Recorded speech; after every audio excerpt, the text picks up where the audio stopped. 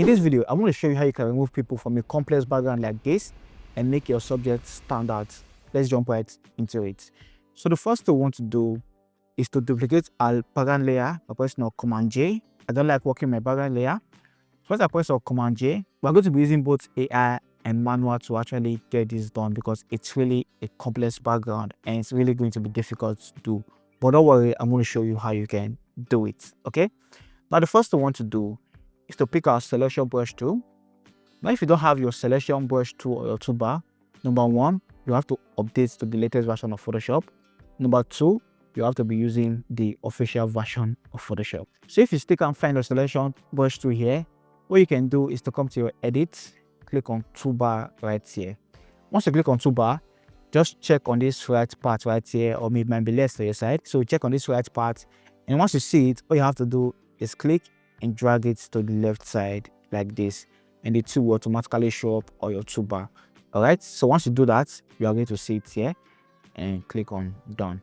So the name of the tool is called selection brush tool. Now what we are going to do, we are going to be using that selection brush tool to select the people we want to remove, and Photoshop will automatically help us use AI to try to remove them, but it's not going to be really accurate. You are going to see what I mean. So that's when we have to use manual method as well to remove it. So let me just show you what that is. So I'm not going to paint on the people on the background right now. So don't worry, if you have a situation like this video is going to help you. All right, so once we make a selection like this, as you can see, the selection is on the people on the background. All I have to do is click on this generative fill. Once I click on this generative fill, all I have to do is click on generate. Now I don't have to put any prompt, I just have to click on generate, and Photoshop will automatically try to help me remove the people on the background. Now it's going to do an amazing job, but you are going to see the errors, and I'm going to show how to fix those errors. All right, so let's just wait for it to load. All right, it has finished loading. So we have three variations. This is the first variation, the second variation, and the third variation. So I think this first variation works best for me. So let me show you the issues we have right now. If I zoom in, you can see, take a look at the image, see the before and the after. You can see the hair right there are no longer there. The before and the after. Also, it has changed the shape of the subject, the before and the after. And if you look a little bit closer, you can see how blurry it is, the before and the after. So those are the issues. Also, take a look at the shoes. It has changed the shoes, the before and the after. So that is the situation. Now this is how to fix it. Now to fix it, what you want to do, all right, first of all, I'm going to zoom in. Once I zoom in, okay, I'm still seeing some hair right here, so I'm going to remove this hair right here.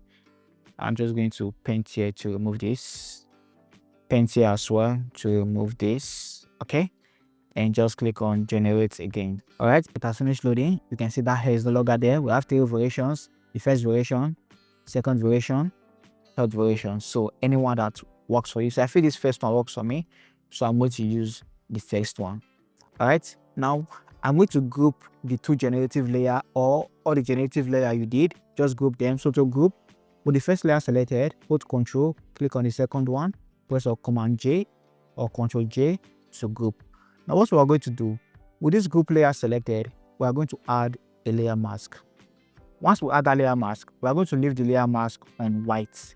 Then click our normal brush tool, change the foreground to black, and what we want to do, take opacity 100, flow 100, mode normal, soft round brush. All right, so we're just going to paint on the edges to bring back the original edges, as you can see. So once I paint right now, we can see I'm bringing back the original edges. It's not going to be perfect. You can see these fours right here are still here, but we are going to fix that. All right, so just try to first of all bring back the original edge of the image, and we can fix the rest edges later.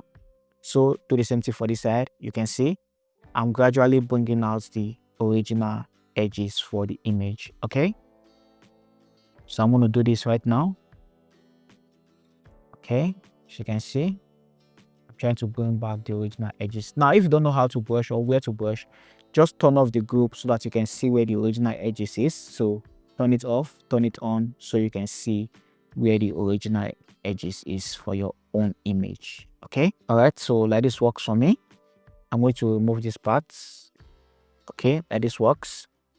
Do this part as well, so you can see as I'm doing it, I'm bringing back the original edges. Don't worry, I'm going to show you how to fix those ones later. Let's just first of all bring back the edges of our image first. Very important. Let's bring back our edges. So just brush on the edges like this. Okay, so if you are in a situation like this, you have a complicated background full of people and you want to remove it, this video is going to help you. All right, so just watch this video to the end. So let's work on the edges just like this. Okay, I think it's looking so much better right now. So let's see the before and after, see the before and the after. So to fix those edges, what I'm going to do, I'm just going to add a new empty adjustment layer. Pick my close stamp tool. Once I pick my close stamp tool, I want to zoom in. Make sure current and below layer is selected. All right. So I want to sample from the close by area.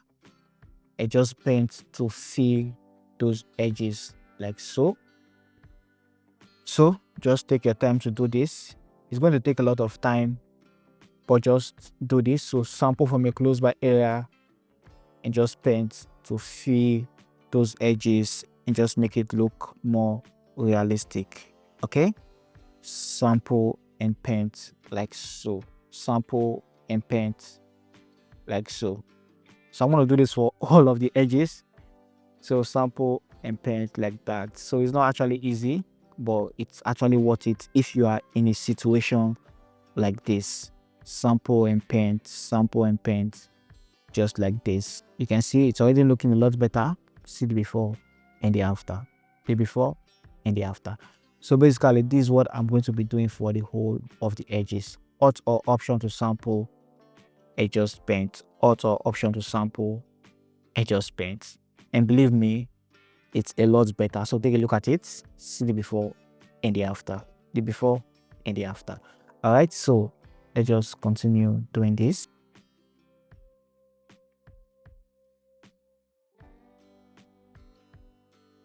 All right, we are done. Take a look at the edges, see the before and the after. You can see it's a lot better, the before and the after.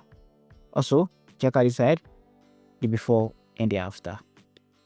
All right, the before and the after, a lot better. Now, what I'm going to do to just make everything come to life, I'm just going to create a stamp visible layer by pressing Command Option Shift E.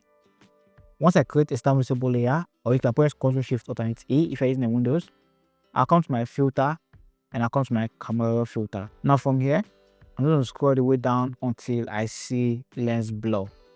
So once I come to my lens blur, I'm going to click on apply and it's just going to blur the background for me.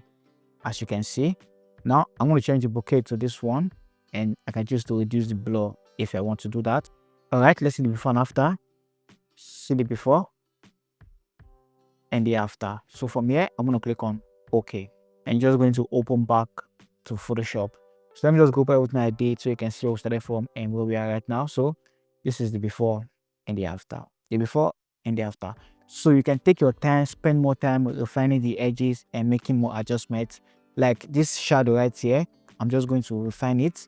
So I can just pick my remove tool, create a new empty layer and just brush on this shadow right here and just try to refine it like that.